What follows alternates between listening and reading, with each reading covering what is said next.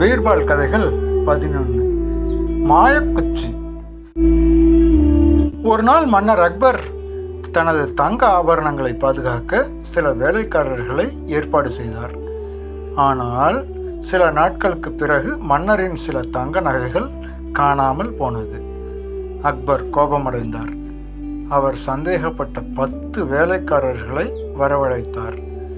பீர்பாலை அழைத்து, இதில் யார் திருடன், கண்டுபிடி என்றார். பீர்பால் யோசித்தார்.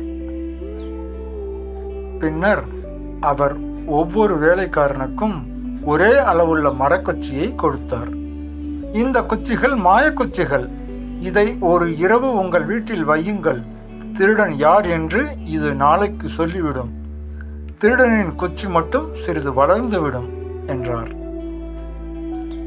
அனைவரும் குச்சியை வீட்டுக்கு எடுத்துச் சென்றார்கள். அடுத்த நாள் எல்லோரும் வந்தார்கள். பீர்பால் எல்லோருடைய குச்சியையும் பார்த்தார்.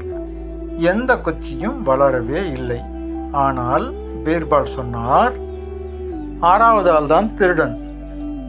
மன்னர் கேட்டார், எப்படி பீர்பால், அதான் எந்த குச்சியும் வளரவே இல்லையே? அந்த 10 பேரின் குச்சிகளில் 6வது ஆளின் குச்சி மட்டும் நீளம் சிறிது குறைவாக இருக்கிறது.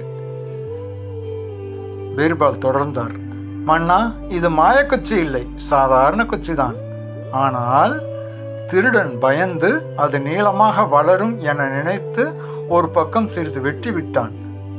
அதனால் அவன்தான் திருடன் என்று கண்டுபிடித்தேன். அக்பர் பீர்பாலை பாராட்டினார். நீதி. உண்மைகள் தானாகவே வெளியே தெரிவதில்லை. பொய்யை மறைக்க முயற்சிக்கும் போதுதான் தெரியும்.